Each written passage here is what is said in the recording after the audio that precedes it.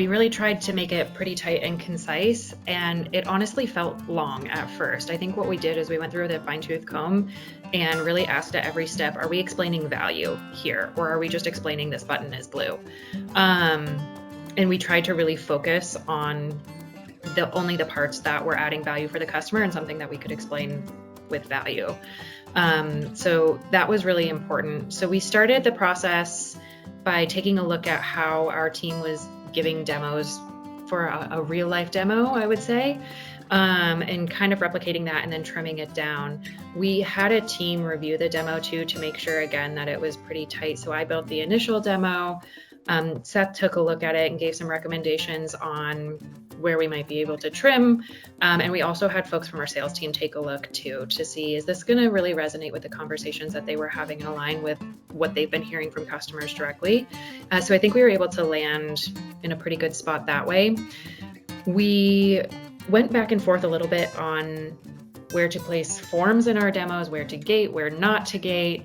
And what we ultimately decided was we wanted to give people enough to really pique their interest, give them enough to work with, quote unquote, for free, before we ask them for anything in return. And so we ended up placing our form later in the process, giving people multiple opportunities to raise their hand if they're interested, but also letting them actually experience before we ask too much of them. Well, and the thought with that too is like, our onboarding experience is about pairing the learner with the right course for them. And so it's kind of a cliffhanger to leave people there. It's like, oh, I want to see what that's going to recommend for me. How is it taking this input and delivering something personalized? So it was a nice spot where we think people would be left wanting more. We did, in our live demos, we like to tell a story, and we have to do a little bit of a POV change. So, the story really starts from the learner's experience. And so we wanted to get through that learner's experience first and then switch over to, okay, now what does the organization see from all of this input from the learners? So that's kind of the approach that we took with this demo too, is really just kind of simulating that experience and that story.